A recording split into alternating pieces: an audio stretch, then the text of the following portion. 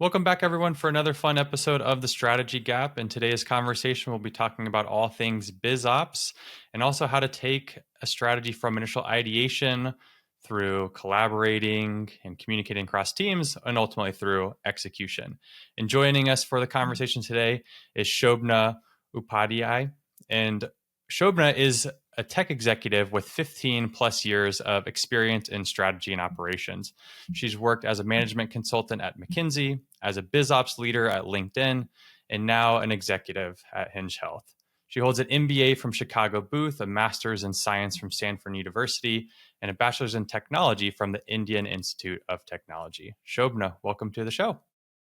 Thank you, Jonathan. Thanks for having me here. Excited and look forward to our conversation. Yeah, absolutely. So your background is heavily focused in the space of BizOps or business operations for those less familiar. Certainly, many of our listeners do know that space, but for some that maybe aren't as familiar with its role in strategy operations, do you mind explaining what is the role of BizOps within an organization and kind of how it relates to the more typical strategy type role? As you said, BizOps stands for business operations. And the way I think about it is it's the team or it's the part of the organization that articulates the business strategy of the company, of the organization, and then acts as the connective tissue across different functions at the company to actually execute on that strategy.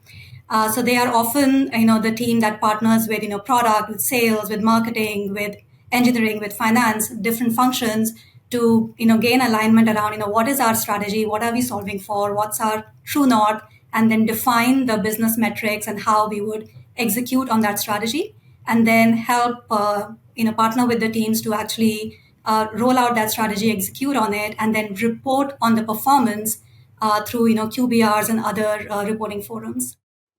And that's helpful, and I think that's the name of the podcast is the strategy gap. So a lot of people struggle with that part right in the middle, where you mentioned you're helping define what the strategy is, and then you mentioned a very robust reporting strategy. But that transition from ideation to executing to reporting, what have you seen be successful in that bridging that gap, right? That exists where typically organizations we work with are good at one or the other. They're really great at executing or they're really good at thinking big, but sometimes they can't do both. How have you managed to do both, and what have you learned from that? So in terms of the process that I feel, that works well at companies in terms of connecting the dots between the high level vision, high level strategy to then the actual, tactical roadmap and execution is, really articulating, going beyond the vision statement, mission statement, and articulating, what's the market segment, what's the, value proposition, what's the target audience that we are going after. So really defining that well,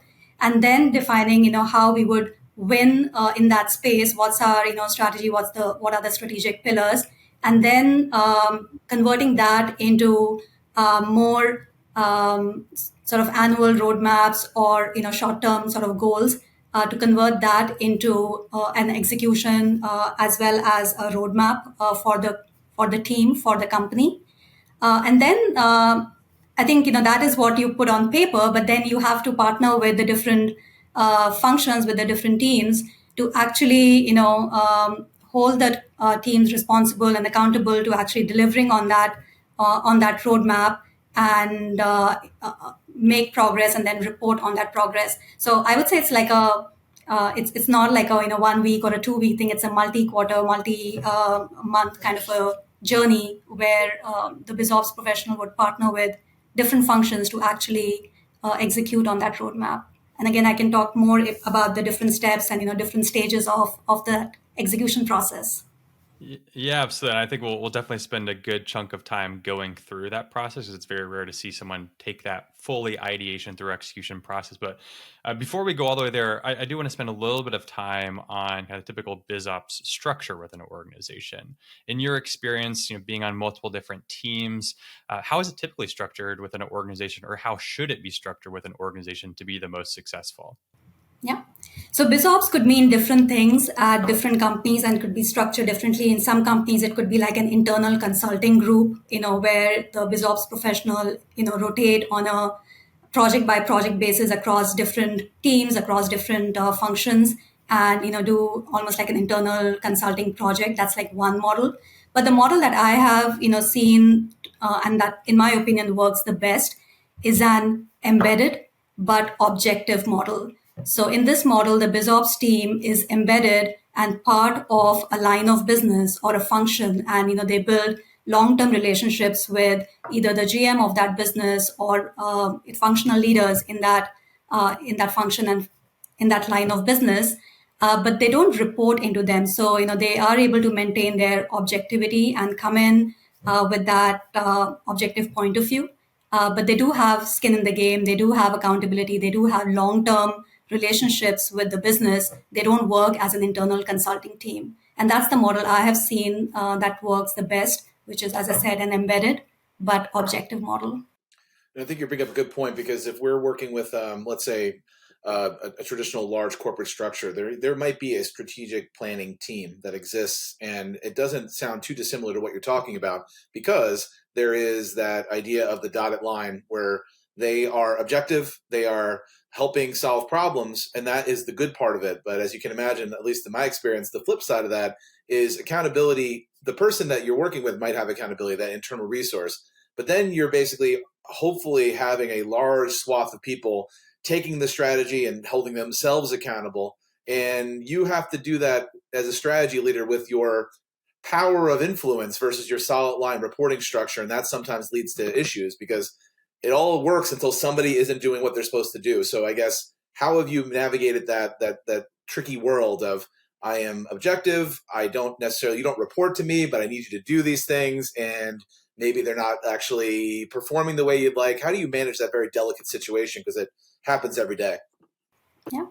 So one of the core skill set of a BizOps professional, a good BizOps professional, is influencing without authority. So somebody who can, partner effectively with cross-functional leaders and influence without authority. So that is something, we would actually look for when we are interviewing a BizOps person, in terms of how they would collaborate, how they would influence without direct, reporting line structures and so on.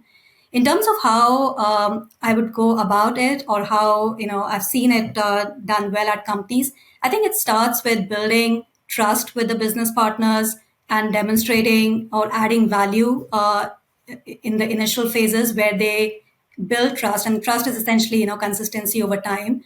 So when you demonstrate that level of consistency, that you always show up with data driven insights, you're bringing value to every conversation, you are helping your business partners develop sort of data-driven decisions and move the project forward. I think that trust develops over time when every single meeting, every single interaction, you show up in that manner. And as you develop that trust, you can have more of those honest one-on-one conversations with them, in terms of truly understanding what's going on in their mind, what are their concerns, as well as you can share more direct, honest feedback with them in terms of what you are hearing from from their organization, from other business partners, and help bridge that gap. So I think a good BizOps professional would use different tactics, would use different ways, and would know like when to have a one-on-one conversation to, understand those issues, when to bring everybody together in the same room and ensure that people are not talking past each other and those conversations are not happening in silos. So it's a mix of different tactics, and knowing when to use which tactic, like when to just listen, when to just have a one-on-one conversation, when to bring everybody together so that those silos are broken. I think that's the skill in terms of using the right approach at the right time with the right person. And that a lot of that comes with experience, a lot of that comes with observing other strong leaders in terms of how they operate. But that's what I've seen like good BizOps professionals do in terms of breaking those silos, bringing people together, and resolving conflicts, resolving issues. It's funny you mentioned that leading through your power of influence versus authority with a lot of our clients, and any of our clients that are listening have probably heard this from either me or from my team. There's this book called Building Effective Teams, Leading from the Center. It was based on research from Duke University, and we use it a lot because of the exact issue you're mentioning, which is they define there's three roles in every organization. There's an architect, and that's the person who sits in, or people, I should say, that sit in those senior executive roles at an organization that are saying, there's probably 60 things we can focus on, but here are the four that are important to us. So somebody has to make that decision. Then they usually hand that off to somebody, maybe a level down, the VPs or the directors, whatever it may be, and say, okay, here's our vision. Please make a plan out of it, assign resources appropriately. And then there's the doers. They're the people doing the work. And that middle group is what we're talking about. And a lot of BizOps folks might actually find themselves there, which is they're dictating what needs to get done, but they aren't the ultimate authority on it. So to your point, you can't do that job effectively if you don't have trust. So making sure that if you're making promises that you're keeping it. But there has to be somebody in the middle that is keeping the trains running on time so that senior leaders get new information so they can make better decisions. Doers understand that their work is greater than just the thing they're doing. Like, because they may be working on something tedious. If they don't know the grand reason for it, they might not actually get it done. And so what you're talking about is that middle group, the translator that we usually call them. And that is an incredibly fulfilling role, but it could be difficult if you don't do the things you mentioned, which is build trust, build the right teams, reward success, things of that nature. So just wanted to point out that rings very true to me. Yeah, the one nuance I would add there is, from what I've observed, like no matter how senior you become in an organization, all of us are always doers. We have to, actually work on individual projects. It's none of us become like 100% people managers at any given point in time. I think we all have to be in the trenches. We all have to do the actual work. That's how we build trust with our teams. That's how we build trust with our business partners. And that's what I've seen, like effective leaders are never truly 100% people managers. They always own something, and they're always, adding value in terms of, it could be analysis, it could be an actual, strategy document, it could be actually, building the product. But I think that is also, I think the lines between, who is sharing the strategy or who's developing the strategy and who's executing the strategy is somewhat blurred in today's workforce, I think. Yeah, and certainly that kind of I think further goes to build that trust and say, hey, I'm in it here with you. I'm building with you while also doing these other roles. And one thing that stuck out to me the last time that we connected is, not just this aspect of kind of how you have to play this translator influencer role, but the different opportunities to influence and translate throughout the strategic planning or execution process, right? There's the ideation, there's the planning and actually creating the plan, and then there's the execution component. So I'd like to spend a little bit of time in each one of those. And starting on ideation, I think most organizations can easily think of ideas, right? These are the things we want to do. They go to a conference, they have a shower thought or a walk thought about these are the things that we want to do. But where they struggle is how do we structure this idea in a way that we actually build a process around, that we can put it into place, that we can actually accomplish it when we then roll it out to the organization. So I'd love to get your perspective on how do you build a good process for ideation and strategy development? So as you correctly pointed out, that it starts with a high level vision, a high level strategy. In terms of, this is our vision, this is our mission, this is the problem statement we want to solve. And then the process of, how do we go about it, what's our strategy, follows from that. The steps that I have seen is, okay, we start with that vision statement, which is, probably, one or two people who would come up with that.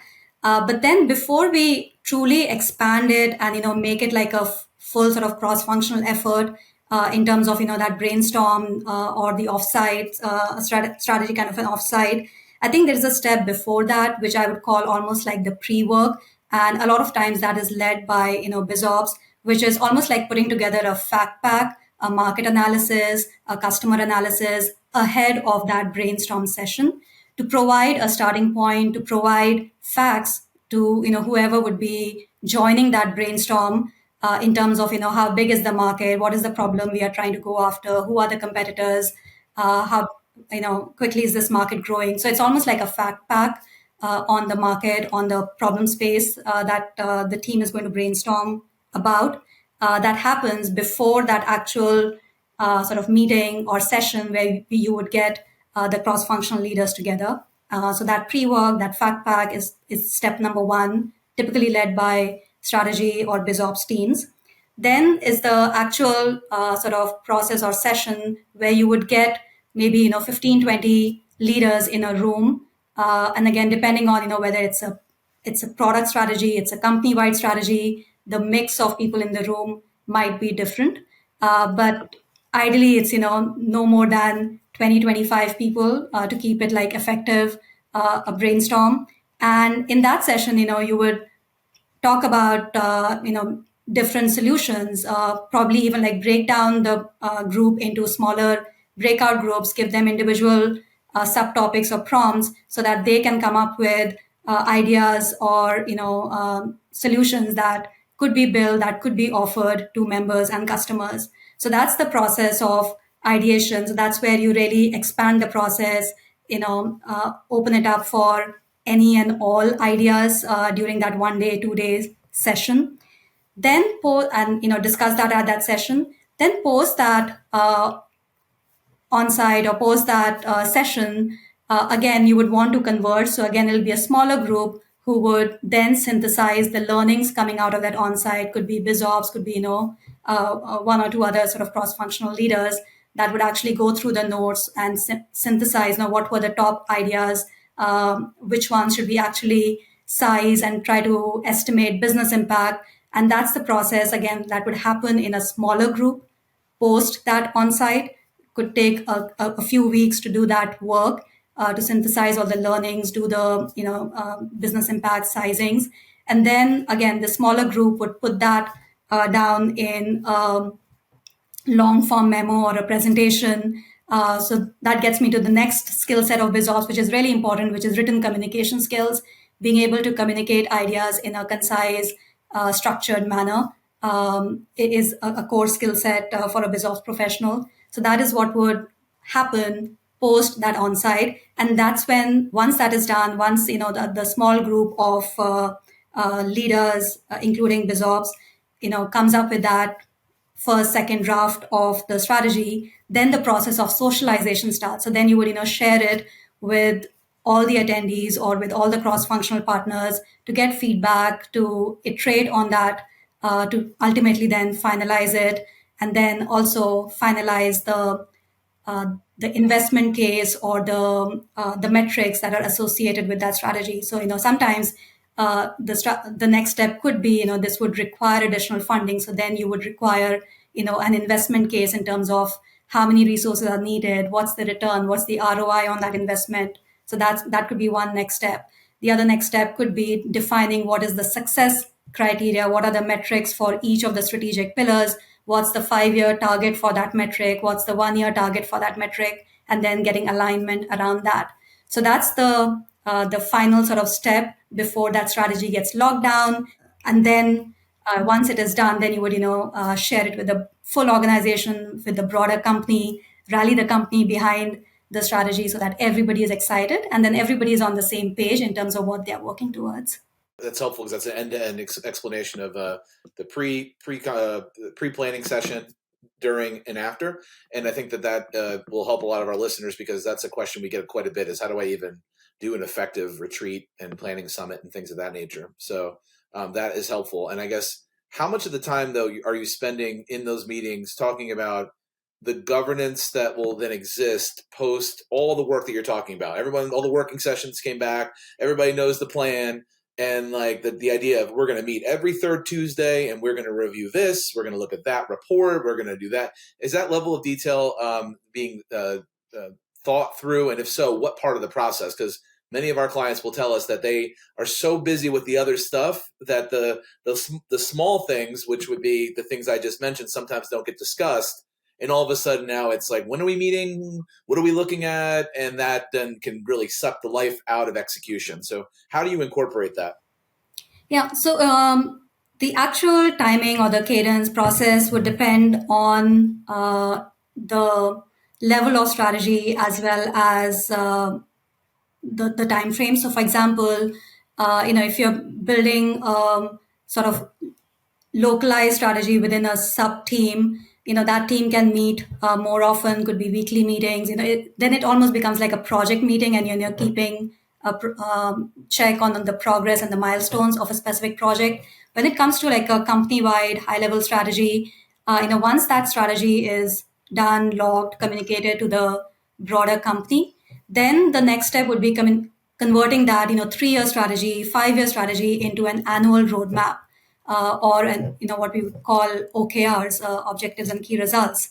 And that is when some of these regular processes would come. So for example, if you're doing quarterly planning, you would again have a session where you would align on the goals for the next quarter, and then at the end of the quarter you would do a look back and see how the quarter went. If you're doing a 6-month planning process, and again, different timelines work for companies of different size, scale, stage. If you're doing a 6-month planning process, then again, the process would be every 6 months, you would set the goal for the second half or the next half of the year, and review it at the end of that time frame. And during that period, during that 6 month, during that quarter, sub teams can meet and ensure that they are making progress on their specific OKRs. But as a leadership team, quarterly is probably as frequent as the full leadership team or the executive team would meet to do a look back at the business performance of the quarter, and then also see what this means for the next quarter. Yeah, I think one of the big takeaways from kind of both of these previous questions and answers is that you can't just show up, right, and have a chat about ideas and then go and execute it, right? It really needs to be a full thought out process around what are the things we need to prepare ahead of time to make the ideation or brainstorming session successful? What are the things we have to do afterwards to then make sure we can inform that even further? And then how do we then make sure we're thinking about execution from an ongoing standpoint? One thing I do want to go back into that I don't want our listeners to overlook is you mentioned kind of aspect of socializing the ideas and getting that buy-in ahead of finalization. I think a lot of times organizations fall into the trap of here's our plan, here's the things we're doing, and everybody else is sitting there wondering, okay, why did we choose those things? Who approved this? Nobody asked what I thought about this. So I want to get your perspective on how do you effectively formulate and socialize those ideas amongst your team? At what levels do you do it? Do you do it to everybody? Is it just a small group? I'd love to spend a little bit more time on that socialization aspect, because I think that's a missing element for many organizations. So as I said in one of my previous responses, ideally we are involving the different functions and the key stakeholders in the initial brainstorming step. So ideally, say the head of each function, so product, engineering, design, marketing, sales, you have representatives from every function in that initial brainstorm. And, you would communicate it to the broader team that, this entire group is meeting to discuss the plans and strategy for the next 3 years and so on. So there is some involvement and input in the initial stage. Once the initial draft of the strategy is articulated, written, then you would share it with that same group of people. So it's again a smaller group, just to make sure that all the feedback has been incorporated. Since they were part of the brainstorm, they have more context, so they can provide more detailed, actionable feedback. But once you get to a close to final draft, that's when you could probably go to the next level of organization, which is their direct reports, and share it with them.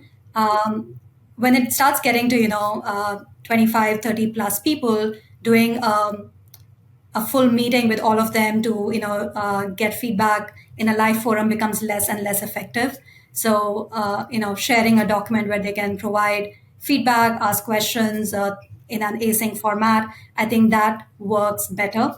So that's the level of socialization, sharing that should be done. It's good to do before the document or the strategy is locked. However, I would warn that it is hard for 15, 20 people to co-author a doc. So it's important to share it, it's important to get feedback, but there has to be ideally 1 to 3 people who are authors of that document, who own the pen. And it's important to own that process, otherwise it can become very disorganized, with everybody sharing ideas but nobody converting those ideas into an actual output. So it's very important to know who's the directly responsible individual who owns the pen on that strategy, on that document. And all feedback is welcome, but at the end of the day, a small group of people have to take ownership and make sure the work gets done. And this point comes up quite a bit, the idea of ownership, and with people that we've talked to, the idea of strategy sometimes is in addition to what they're supposed to be doing every day. They might have an operations focused role where they're very focused on keeping the lights on, and you're like, I also have to come up with a strategy and be accountable for it. There's not enough time in the day. So how have you seen effective leaders and yourself give people the ability to carve out the time they need to actually do this work? Because otherwise it's going to happen at nights and weekends, and as we know, that's not going to work long term. There has to be a considerable amount of time. Maybe if you're adding something, something has to be taken away potentially. So how have you navigated that tricky conversation? Because not everybody's going to raise their hand to say, I want to work on this innovative strategy if they know it's going to mean them missing baseball practice because they're going to be working until midnight every night. Yeah, that's definitely not a good outcome. So I think the best way to approach this is to have clear roles and responsibilities. And this goes back to one of the points I said earlier, which is, no matter how senior you are in a company, we all have IC projects. We all have to do. We're not. None of us are 100% people managers, and it is part of our core job as leaders to carve out time to write that strategy, to create that strategy, to work on that strategy, and to provide that kind of cover and bandwidth to our teams. So that's how I've seen it work. Like making it part of somebody's day job.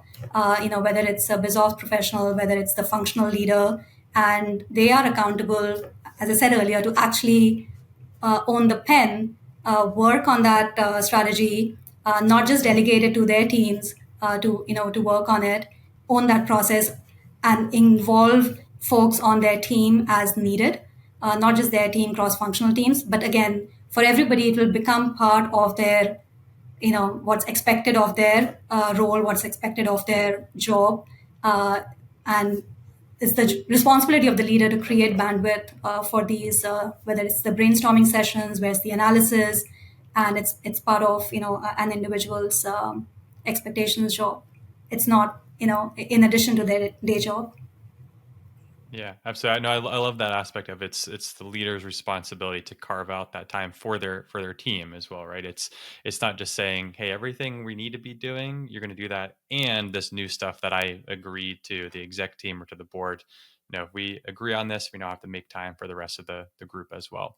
Well, certainly, Shobha, we could spend a ton of time talking about BizOps and everything related to ideation and strategy execution, but we do have to close on out. One last question that we ask all of our guests is, if you had to think about everything we've talked about today, but more importantly, everything you've learned in your career, and go back to 15 years ago or whenever it was when you're first stepping into your BizOps role or first stepping into your professional career, what one piece of advice would you give yourself?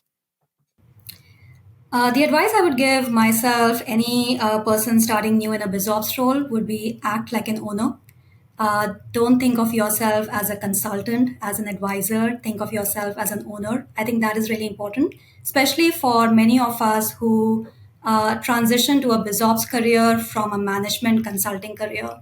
As a management consultant, we are trained to think of us as consultants and have that sort of client consultant relationship that almost becomes like second nature to us. But the BizOps expectation, the BizOps role is very different. We are not an internal consultant to our business partner. We are part of the team. We are part of the organization. We are accountable for the metrics.